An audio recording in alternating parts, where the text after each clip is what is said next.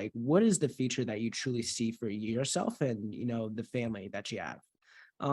We went through, he's like, I want to be able to, create a legacy, I want to be able to pass off wealth. Like, I want to be in a position where I can, possibly retire early, like, all these different things that, a lot of people do desire. When we had started, he had a net worth of about negative 50,000. At this point right now, he has a net worth of positive 200,000. And that's all just Ooh. really from like changing habits over the last, 4 years, like actually being intentional about, putting money away and like doing things differently.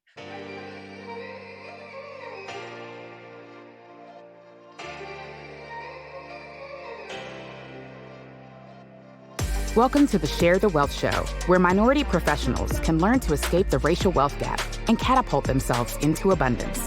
Your host, Nicole Pendergrass, grew her net worth from being negative to multiple six figures.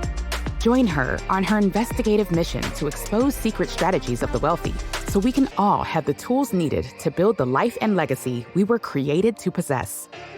Now it's time for the show. Hey guys, so we're back again. This is the second part of the episode with today's guest. I need you, if you have not heard part one, go back to the previous episode and listen to that first, and then come back and join us here today. You need to hear the whole conversation. This is why we split into two parts. There's so many nuggets. It's so juicy. Go back and listen to the first part. So slightly not off topic, but just different. Do you have an example of maybe a very impactful client that you've worked with who's had a huge transformation starting to work with you from where they were to, kind of how they've been doing with their finances or built up to, for a particular goal or something like that, just kind of an example of somebody's transformation, if you have one, because I know that would be someone you've worked with for a long time, because we know that wealth building and those habits changing happens over time. But do you have an example of something that happened with a client that was kind of like a wow moment, or someone who had just an impactful transformation? Yeah, absolutely. So I have a client that I actually had started working with when I started my practice in 2019. So when I started working with them, they were pretty like decent income earner, like they were making around like 180,000, dollars a year. And when I started working with them, they were just like, you know, essentially they didn't really have a penny to their name. They were pretty much Wow. spending like everything that they, were taking in. And, the reality Parkinson's is, law. yeah, Parkinson's law again, like if it's there, you're going to spend it. And like, when you're getting a consistent, income, like it can be, sometimes a little hard to think about, really things, long term. But they didn't really have, a positive net worth. They were pretty much, around like zero. And they all, sorry, actually less than zero, because they did have some like credit card debt and things along those lines. So when I got together with them, like I really sat down and, talked to them about, okay, like, let's just talk about like, what is the future that you truly see for yourself and, the family that you have? Like, what do you really, want for yourself and that family down the road, like 20, 30 years down the road? Like, let's really understand these things. Let's paint the picture. We went through, he's like, I want to be able to, create a legacy, I want to be able to pass off wealth. Like, I want to be in a position where I can, possibly retire early, like, all these different things that, a lot of people do desire. And then we sat down and we're like, okay, like, let's look through this stuff, went through the numbers. And I was like, you're not heading in that direction. Like, it's not like, I mean, so so we had a very real conversation. It's like, all right, Tough so love, that pull no punches. yeah, I'm gonna keep it real. And I was like, you're not, that's not where you're heading towards. Like, if you continue to do what you're doing, like that reality, that picture that you want, you desire is not gonna happen. And Oh God. at the end of the day, like I am the type of person, like I'm not gonna tell someone like what they need to do, but I'm gonna help them gain clarity and intentionality so like they can really move in the direction that they want to go. And so we sat down and we are like, okay, this is, what we need to be doing. We need to, we need to start like, actually being intentional about like how much you're going to be spending and how much you're going to be putting away. We need to eliminate, this credit card debt. We need to, actually start investing, actually start building wealth. And when we had started, he had a net worth of about negative 50,000. At this point right now, he has a net worth of positive 200,000. And that's all just really from like changing habits over the last, 4 years, like actually being intentional about, putting money away and like doing things differently. And he went through this absolutely massive change. And like the first couple of months were difficult, right? He was like, man, do I really have to do this? Like, I don't really know. Like, there's a lot of resistance to change that we just naturally have. It's like, it's not like familiar to us. Oftentimes that's like one of the biggest things we have to overcome. And, for a lot of us, like myself included, I had to overcome a lot of financial trauma from the childhood that I went through and the scarcity mindset that I had and all these different things that like come up that can oftentimes create self-sabotage from us actually making progress and going where we want to go. So there's a lot of, you gotta be, do, have. You gotta become the person to do the thing, to have the thing you want. But the becoming of the person is really difficult. But through like being able to really, coach him, like, again, those progressional steps, like we didn't start off all at once, but like implementing these small things, like he made a complete 360. And now he's on a trajectory to have around 5.8 million by the time he retires if he doesn't change anything. So wow. I wish I had seen when I was clapping, but I wish I had one of those clap audience buttons. I need the effects, the sound effects. Yeah. Oh man. Okay, that's fantastic. And it's literally just showing for the people listening that small changes in your habits can really build up over time. And like Kofi mentioned earlier in the conversation, that by the time you turn around and you look back, you're like, oh my gosh, I have enough to buy my first investment property. I have enough, net worth to leave a legacy. Like I have enough to do things with, and to create the lifestyle and the vision for my life that I wanted. But it starts today, and it starts with small microscopic type of needle point movements that will make you, become the person that you need to become. Like Kofi said too, with the be, do, have. And I think it's goes back to almost like that book, Atomic Habits. It's all about they're so small. There's such small habits that sometimes you don't even realize, and sometimes they might be painful to switch because you think it's such a small thing and it doesn't make a difference, but it does over time. It does. Um, I guess one other topic I wanted to touch on.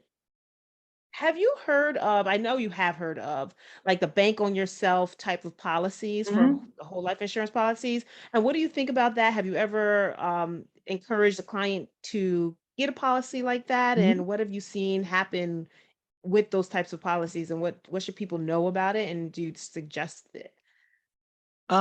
Yes, so I am familiar. And I'm actually an infinite banking specialist. So I do set up like whole life policies, so people can use them to either create liquidity using a cash alternative asset, down the road for any type of capital needs, investing, or you can utilize them as just like life insurance to, pass off a legacy with for like estate planning. So I do advanced life insurance planning.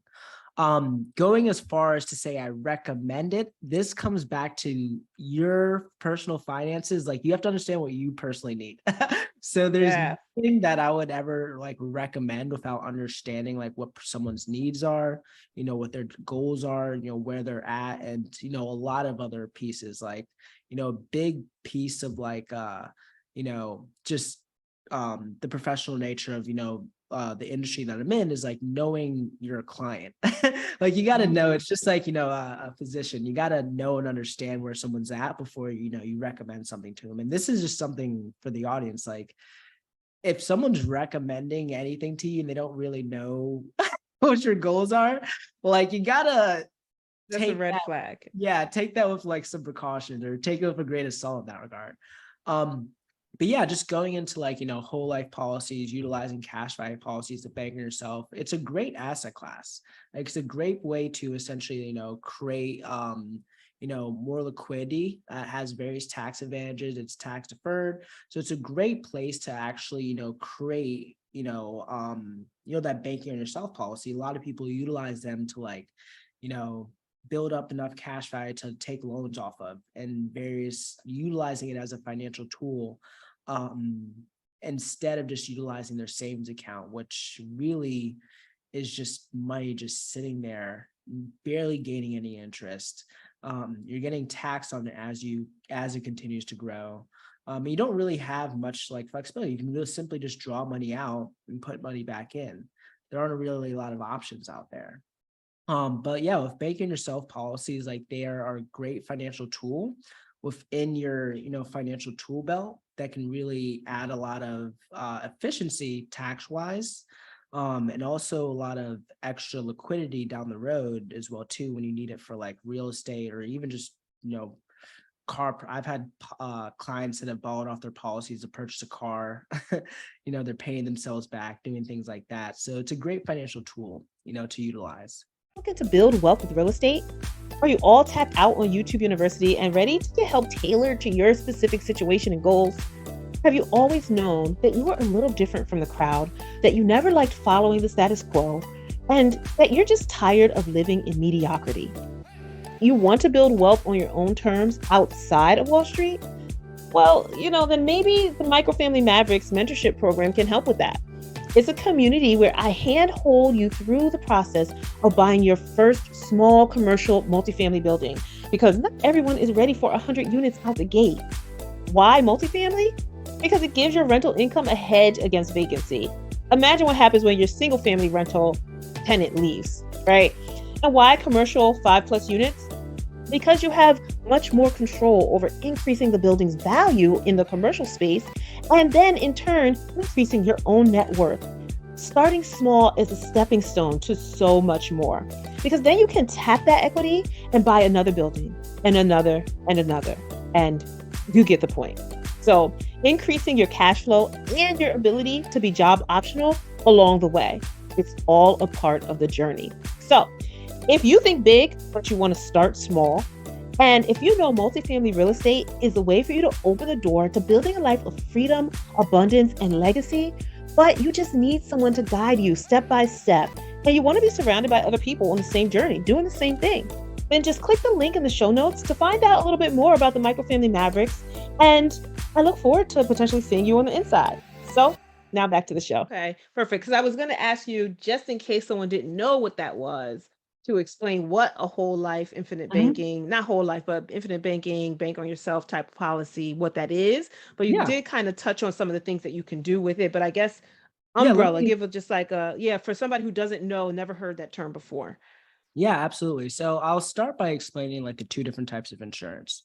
So there's term insurance and there's also life insurance. There's term life insurance and there's also permanent life insurance. Term life insurance is going to be like renting a house. So it's pure insurance.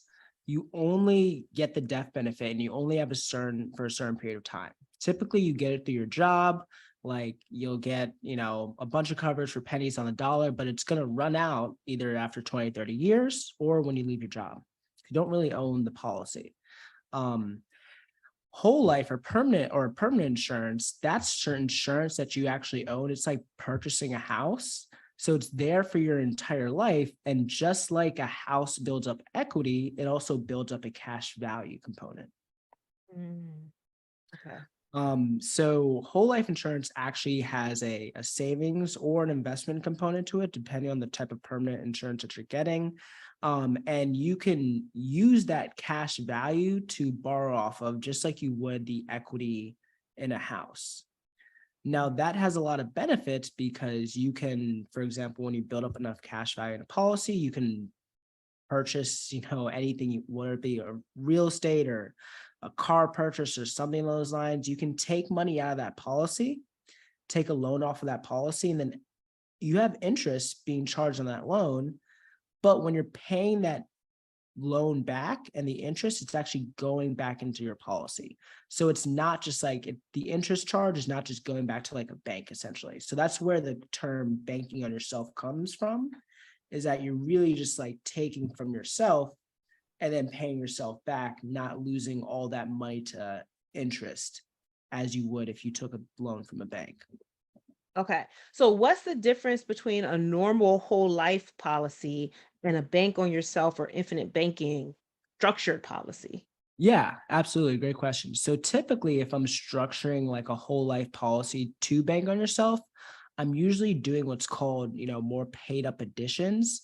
And you could think of that as like additional mortgage payments. Mhm.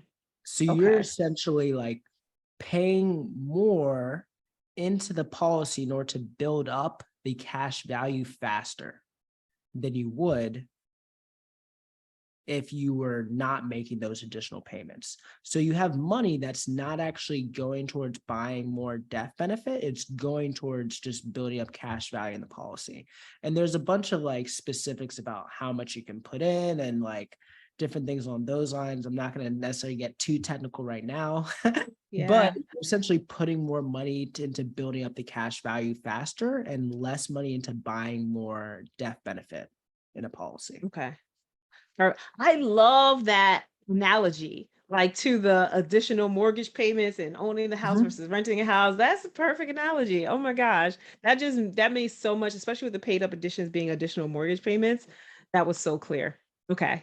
Thank you. Appreciate Yeah, that. of course. Okay, you know what? I think I'm gonna transition into the last few questions that I ask every guest. Was there anything else that you just wanted to leave our wealthpreneurs with? Any mindset or things that they should just keep in mind as they're going on this journey and deciding what they want and um, creating automations to make sure they're in trajectory with the goals they said they wanted for their life? And we talked about so many different gems in this Mhm. episode today. And so is there anything else that kind of ties a pretty bow on it that you want to leave the listeners with? Yeah, absolutely. So this is like one thing that I'm always talking about with my clients, whenever I go and speak at like conferences, I think is extremely important. And that's like mindset and belief. Like I believe that's where all of this truly starts with.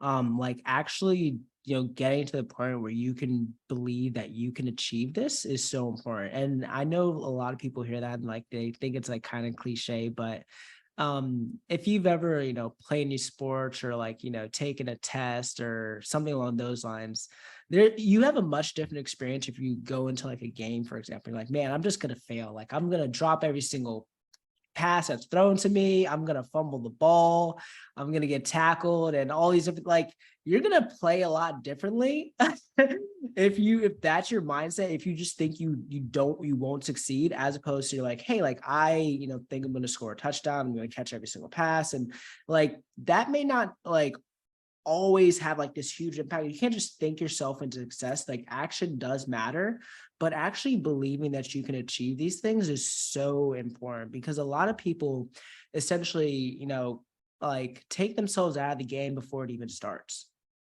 Mm, mm, And you have to like, there's belief and there's action. You got to do both. But actually, saying like, hey, I can achieve these things. Let me start taking some action towards this, like really helps immensely. But like the lack of belief, or like, and it typically can happen when, especially if you've grown up in a household where you didn't have much money, there's a lot of scarcity, again, financial trauma that we have to mm. overcome, so we don't continue to operate as if we're in that same experience or in that same thing that happened in the past. Like we have to get to that point where we're healing from that, but really having the right mindset that you can do these things for yourself and your family. Sometimes it does require taking a little risk, getting out of your comfort zone, because that's where we truly grow. But that is all where it starts in like the journey. And you really gotta, you know, spend some time with yourself, whether it be, journaling, getting around the right people, and like doing all these things so you can have the right mindset to continue to make progress on your journey. Oh, I love that. I love it. Thank you so much. And mindset is super, super key. Like you said, belief without the action, you need both of them. But if you Mhm. believe, that action is going to be a little bit different because that belief behind it is pushing you toward success more than it is toward just mediocrity or failure or whatever else. Are you enjoying this episode? Then stop what you're doing right now. Head over to Apple Podcasts and leave us a rating and review. It really helps our show get pushed to more people who are looking for the information that we're sharing here. We have to share the wealth. If you listen to us on YouTube, make sure you like the episode that you're listening to right now and subscribe to our channel. Then share the channel with somebody else. There are people out there looking for the information you're listening to right now. So make sure you share it with someone who you know needs it. Now, back to the show. And everyone, I want you to know Kofi has not mentioned it this whole time, but he also has a podcast called Yeah. Breaking the Glass Ceiling that I think you all should listen to. They talk a lot about mindset in there as well. Can you just tell everyone about Breaking the Yeah. Glass Ceiling and what you discuss and kind of how your podcast is and where to find it? Yeah, absolutely. So Breaking the Glass Ceiling, it's on Apple, Spotify, or iHeartRadio, all the, major podcast platforms. And I actually started because for me, I was really impacted in my life from books, other podcasts, and just hearing the right conversations, from the people in positions that I want to be able to, strive towards. So I really saw it as, a lot of things kind of comes back to my mission. I want to be able to help people continue to build, not just financially, but also spiritually, emotionally, mentally, and physically. So I interview people on the podcast and have them share stories about their own obstacles they've overcome, great things that they've built, so other people can listen and really just, maybe hear a small piece in that or a small quote that changes their lives. So yeah, I truly love it. And I appreciate you mentioning that. Yeah, of course, because anything that's going to help everyone listening here, there's other podcasts that are impactful. I'm all for sharing that. This is Share the Wealth, and wealth, Yes. I believe, is information. But just act on that information, right? So Take let's action. go into these last questions, which is this segment is called Digest with the Guest. Because our guests leave so many morsels and juicy bits of information, it takes time to really let that get through your system and understand what it is and start implementing and really wrap your mind around it. So today, the first question: Warren Buffett said diversification is protection against ignorance. What do you think he meant by that? And is that a good or bad thing? Absolutely. So, so diversification is really one of the principles when it comes to building wealth that is extremely important, especially if you're just starting out and you want to go on, this journey, but you don't really know much. Diversifying is one of the best things that you can do. If you And it's really about minimizing risk. A lot of building wealth is making sure you're taking enough risk, but also mitigating enough risk as possible. So when you diversify, you're saying, hey, I'm not going to place all my eggs in one basket. When I, sometimes I'll have a conversation with someone and they'll be like, yeah, I put all this money into one stock and it went down and now I don't like investing anymore. And I'm like, well, well, you realize that you put your money into one stock that's, one company in one industry of hundreds of different industries out there. You look at the S&P 500, for example, that is an index of 500 different companies. And that's just one index. That's You what also it have is. Russell 2000. You also have the Dow Jones, which is Russell 2000's 2,000 different companies. These indexes are heavily diversified and they still can be a little volatile. So when you're investing in one company, you're in 0.01% of the actual market. Probably less than that. Yeah, probably a lot less than that. But it's so expose yourself to so much risk. And if you don't really understand investing, if you're not going through as a fundamental investor, reading about the company, reading about the profits, doing all those things like that, it's really the protection against ignorance. Like, it's like, if you don't know, diversify, lower your risk, Yes. and do If all you those don't know, diversify. Oh God, I love that.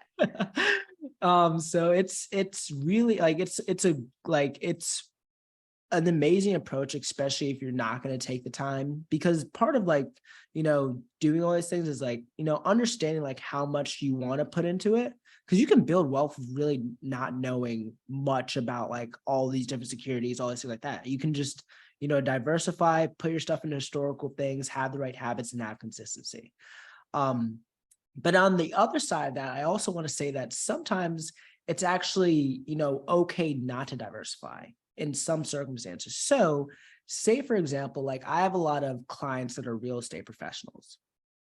So for them, it's definitely, it's appropriate to have more so of like a 70-30 or like an 80-20 approach, meaning that like 70 or 80% of their assets may be in this asset class like real estate, but that's because they've been doing it for years or decades. They understand this. They know it's essentially, it's their business. So they know the ins and outs of it. They have the knowledge. They're not ignorant in this asset class, so they can put more assets towards this. Now, like sometimes I meet people and they have everything there, and I'm still like, hey, like let's maybe have 20% somewhere else, just to Just diversify in that case. risk a little bit. But like, since they understand that asset class extremely well, they can be more heavily concentrated. But if you're not there, and you may get there down the road, but if you're not there yet, like, diversify. It's one of the best things that you can do. But if you're a professional, if you're adept in understanding one specific asset class, it can be appropriate not to diversify and have a little bit more Perfect. capital there. Yeah, I love that. And I just want to add into there too, that person who invested in one stock and lost all his money and then didn't, I know that was a fictitious example, but now he doesn't want to invest anymore. That's the person that you guys are going to for advice on how to invest. Make sure you ask questions. Why did they lose all their money? What stock did they invest in? What other stocks did they invest in? Did they diversify? Like, just dig deeper into the questions before you just take somebody's statement at face value that investing is bad, because you didn't ask further questions to quantify what they were actually telling you. So I wanted to throw that out there. Absolutely. Yeah. In the game of Monopoly, would you buy Boardwalk or Baltic first in your strategy to win the game or get more properties or whatever your strategy would be, and why? Okay. I'm actually not as familiar with Monopoly as I should be. Boardwalk Yeah. is the most expensive property on the board, and Baltic is the cheapest property on the board. So, appropriately, they have higher rents and cheaper rents if someone lands on that property, but the cost to acquire is more. Okay. Gotcha. All right. In the game of Monopoly, I would probably start off with I'd probably start off with Boardwalk. I'd start off with Boardwalk. Yeah. In the game of Monopoly, I'd start off with Boardwalk.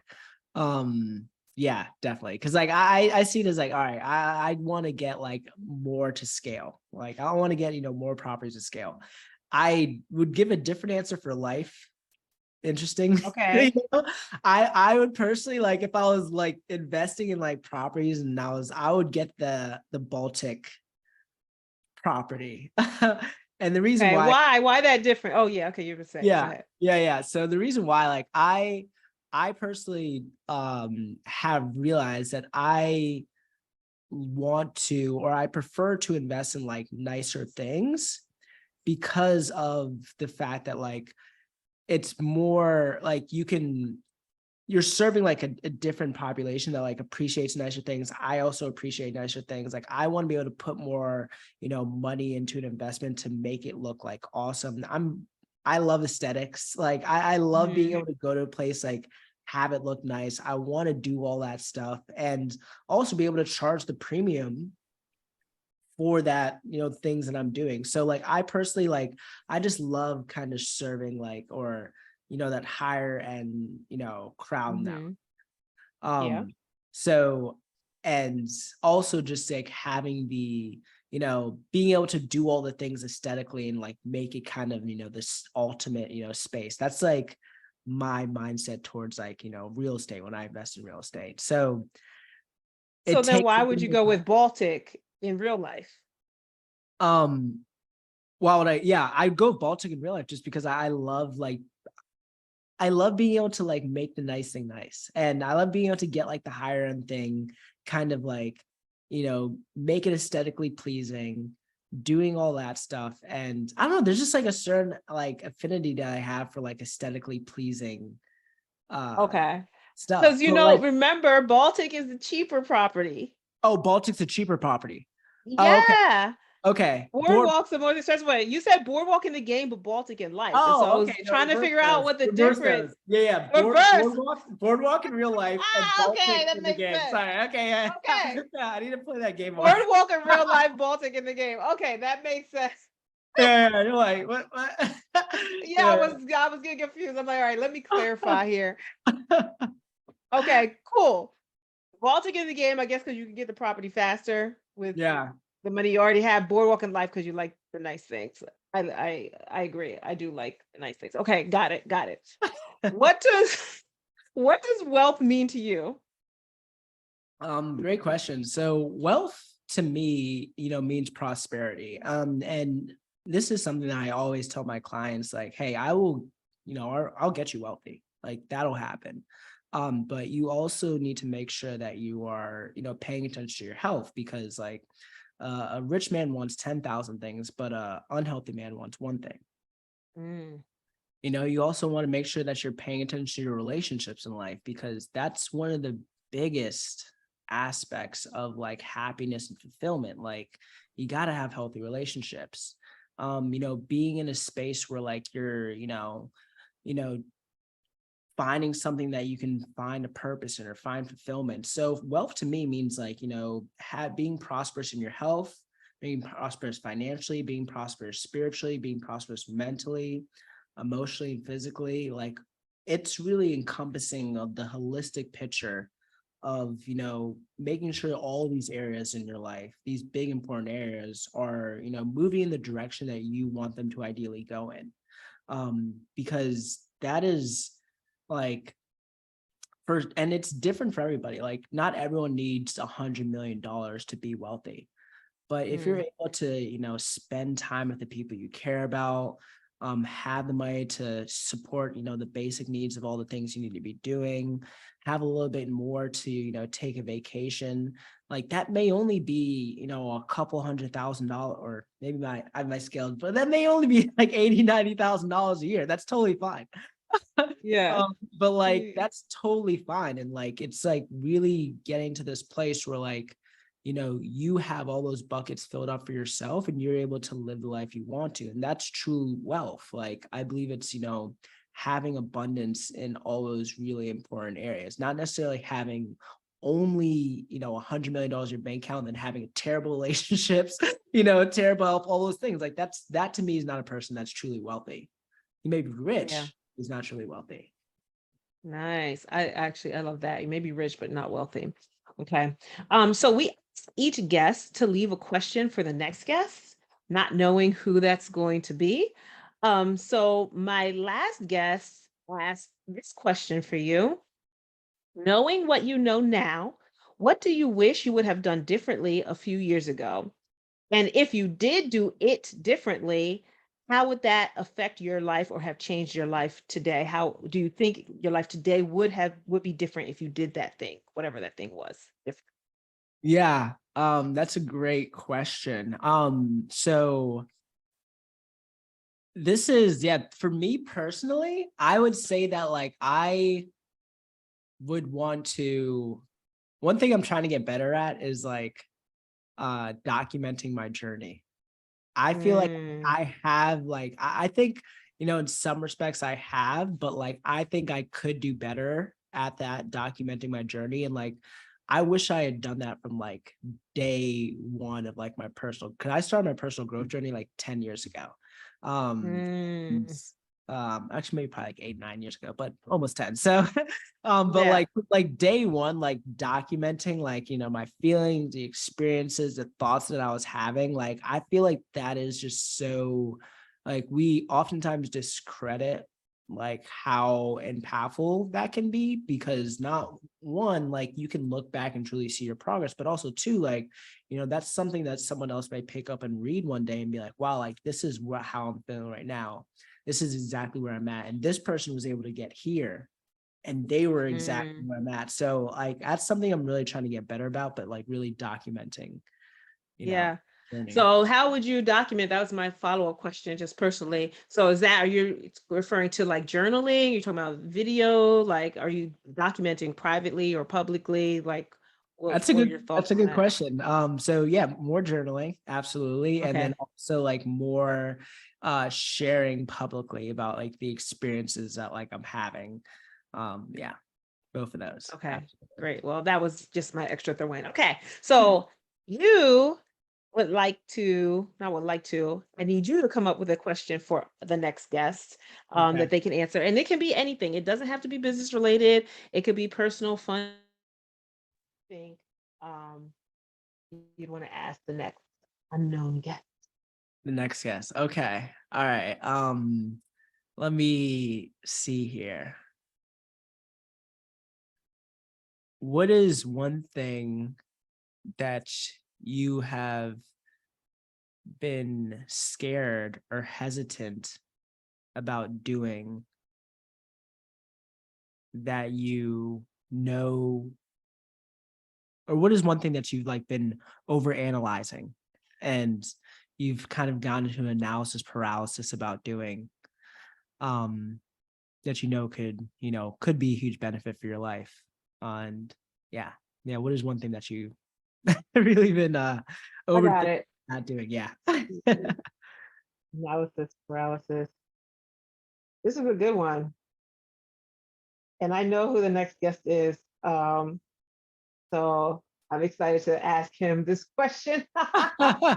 um, yeah, so no, that's great. Thank you again. That wraps up our questions. Everyone listening, my wealthpreneurs, thank you for being with us and tuning in. And if you are new here, this episode gave you any gems and all these different bits and pieces and morsels to consume and digest, and information and kind of some actionable tips on how to kind of make sure that you are on the right path to fulfilling the life that you desire financially, and making sure your money is in that way, and the money mindset is in alignment with the goals and everything that you have in life.